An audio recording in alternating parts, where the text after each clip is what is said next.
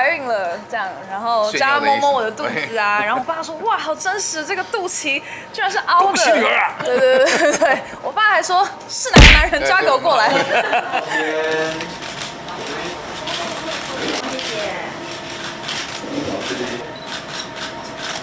这里，中间，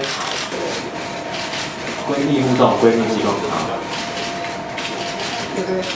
定妆有一个知道有这个肚子的时候，其实我就把这个道具借回家2个礼拜，然后还跟所有的我爸我妈在一起分享，我说哇怀孕了这样，然后叫他摸摸我的肚子啊，然后我爸说哇好真实，这个肚脐居然是凹的。恭喜女儿啊！对，我爸还说是哪个男人抓给我过来。我那时候带回家，然后我在家里，我只要在家的时候我都带着，除了洗澡啦。但是我一直对，但我很想要，对我应该要带着洗澡，但我怕弄坏那个道具。但是我其实很想要带出门，我连什么平底鞋，我都那个洋装都找好我房间，就我的睡衣，有一件睡衣很适合当孕妇装，很宽的，然后很舒服。我在家里就这样，然后就觉得可以出去买个东西吧，或是丢个垃圾，或是去便利商店。但后来就想说，哇，这个不得了 ，OK 啦。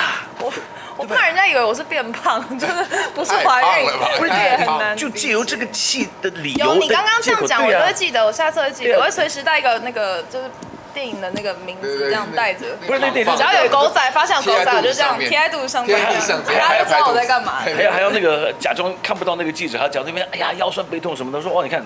苏云化到底最近是胖了还是怎么样，对不对？就一大堆问号，一大堆问号，到底有还是没有？谁？然后就开始找那个男的，对不对？然后就随便找一个人拉的，比如说什么表哥表弟什么这些拉出来，他们拍一拍，哇 ，OK 啊。大哥真的很会耶，很会。没有。下次会记得。对，如果再演这个戏的话。你没有带了这个之后就习惯了嘛？就真的想生一个嘛？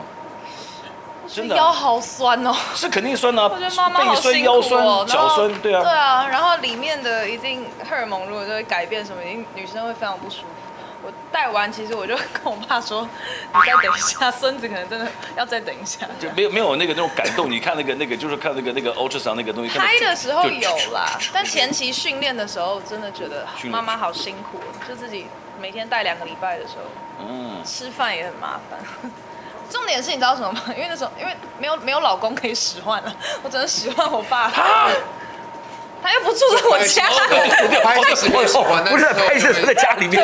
我说我自己在家练习的时候啊，还是我那时候。